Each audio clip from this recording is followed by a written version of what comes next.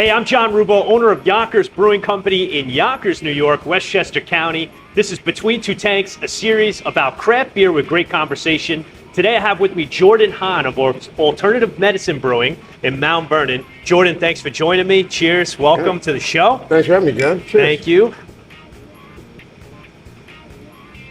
No, that's the right way to start anything. We got to start with the beer. So, Jordan, tell us all about Alternative Medicine. We're in Mount Vernon. How did it get started? All right, so we will have our second anniversary in the middle of December. Tried to get started before the pandemic. That didn't really happen. And I mean, we are right across the street from the Mount Vernon East Metro North Station. Kind of like, almost like a speakeasy space in a building that went up in 1903. And I guess, you know, like I'm doing the brewing there. And, you know, the beer is really the most important part of pretty much any brewery. There's some, but, you know, let's not talk about them. And, you know, I just every day love going to work because I get to do interesting things with beer. And I guess that's kind of our thing is I like to use the ingredients that don't necessarily go in beer to make well-balanced, drinkable beer. So I've got like a spicy pickle beer that still tastes like beer, and it's an ingredient that could be very disgusting in beer, but it works out. Nice. And what's the ABV on that? That one's 4.6. It's a Goza, and it's light. It's still a beer, but that first hit is like a shot of pickle brine. What are some of the other beer styles you've made in the first 2 years? Oh man.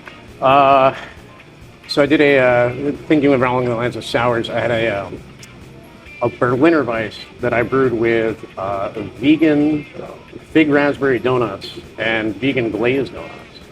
We called it Dunk with Bismarck, and it was a really nice sour there. A ginger infused imperial stout. I'm kind of always making imperial stouts, even if they're only for my own consumption. What do I have right now? I've got two different Kolsch's, which are essentially the same recipe, except one of them I replaced 20% of the barley with chestnuts, just to see if it could go. But oddly enough, I stumbled across an academic paper on replacing all of your barley with chestnuts, and that seemed a little too far for me. So I was like, oh, let's try this one. All right, so if you're allergic to nuts. Yeah, if you're allergic to nuts, you will die. Okay, like, if stay you away sample from this that one. beer, Right. you will be dead. Yeah, I mean, I always trying to just add something new in the rotation, trying to turn over taps as fast as I can. We started out with, I think we opened with 5 of our beers on draft, and now we're running 12 lines. Yeah. That's great. It's always great to have a good variety, and that's what's nice about having a smaller brewery, that you can experiment with different types of beers and constantly rotating through the draft lines. Yeah, like so many other breweries, you guys are doing a lot of different events, different things. You're not just a brewery, right? I mean, as a brewery, yeah, we're brewing beer, but we're also a place where the community can come together. Yeah, I mean, I always I put it to my partners this way, like, we're a brewery first, but we can do whatever the hell else we want. Right. So yeah, I mean, we do a lot of live music. We've got these great jazz jam sessions every other Thursday. The Scott Latsky Trio comes in. They're fantastic on their own, and then they open it up, and there are a lot of great musicians in and near Mount Vernon who come and just kind of join in. Right. I mean, this weekend I think we've got 2 bands on Friday and then 3 bands on Saturday. So yeah, busy weekend. Yeah. Love it. Well, let's hit our. We can go back to the first one. I'm just gonna, I'm a little thirsty. So, Jordan, how did you get into the beer industry? Well, I'll give the short version. About 15 or so years ago, my then girlfriend, now wife, got me a homebrew kit, and I got really excited, and I'm like, oh, I'm gonna try this. And I made the recipe in the box. And, since this isn't on broadcast TV, I'll just give you the real name. I made Jordan's Shitty Lager. That's exactly what it was. It was terrible. And all my friends drank it because it was free. But that made me, I enjoyed the process of making the beer. So it made me figure out how to design my own recipes. I started buying books, joined the American Homebrewers Association, going to like seminars and all of this kind of stuff. And, so over the years, I just started making my own stuff, like from that point on. I never made somebody else's recipe after that. And my apartment started getting filled with more and more brewing equipment. And my wife was like, what are you going to do with this? And so a friend of mine bought a house here in Yonkers.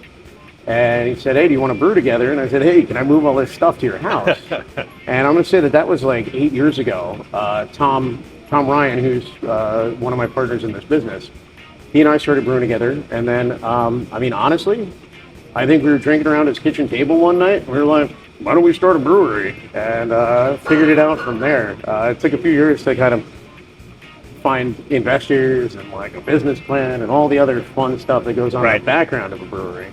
Before you can start brewing the beer. Yeah, and then there was COVID, but so we try to forget about that. We want to onward and upward. We got to move forward. Oh man, we learned from what what happened in 2020 and 2021 and 2022, but and I think a lot of breweries really learned on how to do things differently too. How to get people in. Maybe people were a little shy to come in during COVID. Everybody had to be instantly agile to make it through. It's just like, okay, we need to adapt right now. Right. And I'm glad to see that it seems like the majority of breweries were able to.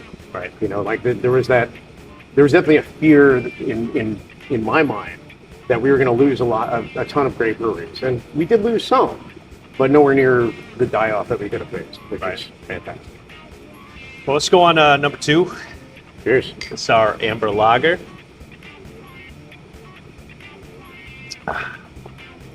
So I'm going to name, we're going to use the beer flight that we have. I'm going to name a style of beer, and I need you to tell me what food you would pair with that style. So we'll start with an IPA. This is a hazy IPA, but if you want to go more traditional West Coast, you could name something that goes along with that. Hazy IPA, I would do with some like nice spicy Thai food, like a green curry. That would be good because you get that fruitiness, you get that little bit of like cooling on there. I think it goes well with heat. So I guess that's my best answer. That's good. That's good. How about an amber lager? Amber lager. You know what? What I'd be feeling with this right now is some chili.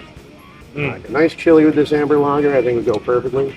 I'd actually be tempted to put some of this in the chili too. So getting into those colder months, it's nice to have a hot bowl of chili. Okay, how about number 3 is an Irish red ale. Irish red. Well, I'm going to have to give a little sip first.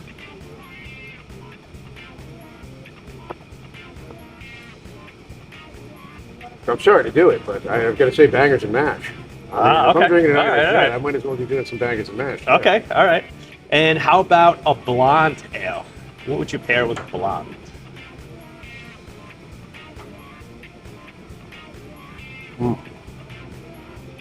I think today I would pair that with a Jaeger Schnitzel. Something like, a lot of those wheat beers always make me think about German food. They're refreshing, they go well with that, pounded flat meat kind of thing. Yeah. Okay, all right. So I got to try this Irish red. I haven't had it. That's nice. I'm actually thinking about putting ours back on draft, so. That's the beauty of 12 lines. There you go. All right, what is your favorite Westchester restaurant? So I think I've got to say Pizza Fenice in Pelham. I haven't actually eaten there because all I do is work in the brewery. Like I never go anywhere, I never do anything. This is an odd treat for me, just being here. But John's the owner over there, he's a great guy. They do a Detroit-style pizza that I didn't even know was a thing until I tried it. And yeah, across the board, their pizzas are fantastic. So they've got me hook, line, and sinker. We got to go and visit John. All right, here's our blonde. Cheers. Cheers.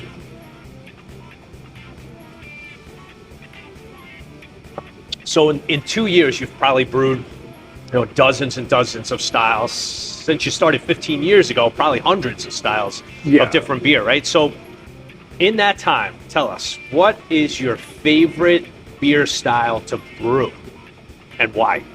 I mean, this is like, there are actually two answers to this question.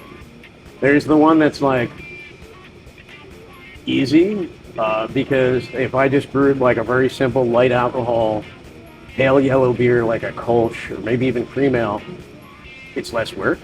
And so, yeah, sometimes I do feel lazy. But I really, I'm kind of addicted to imperial lagers, imperial stouts. I haven't brewed an imperial lager yet. It's on the to-do list. But I mean, even this right here is an imperial pumpkin stout that I brewed a few weeks back and it's recently packaged. Everything about the process, like having this dark black fluid just kind of simmering away and sitting there and boiling for so long, it is it's just very all-encompassing. I mean, like you get entirely into those beers, and then you get really angry when they break your pumps or something else. But Right. They clog up that pump. Those are also like opposite ends of the spectrum. Like Kolsch or cream ale, fairly easy, and then imperial stout is like, what have I done? Like, why did I choose to do this myself? How much grain can you fit into the mash tun? Right. Well, Jordan, thanks for joining us. All right, Jeff. I appreciate it.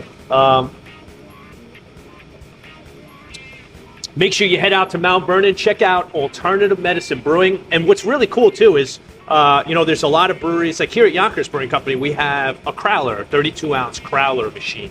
So you could take home beer, any beer that we have on draft. What I love about Alternative Medicine is you can take a 16-ounce can on draft. So head on over, pick out a 4-pack, crowler it up or can it up, Oh, yeah. and go and say hello to Jordan. Thanks, Jordan. Cheers. Thanks again, Cheers. John.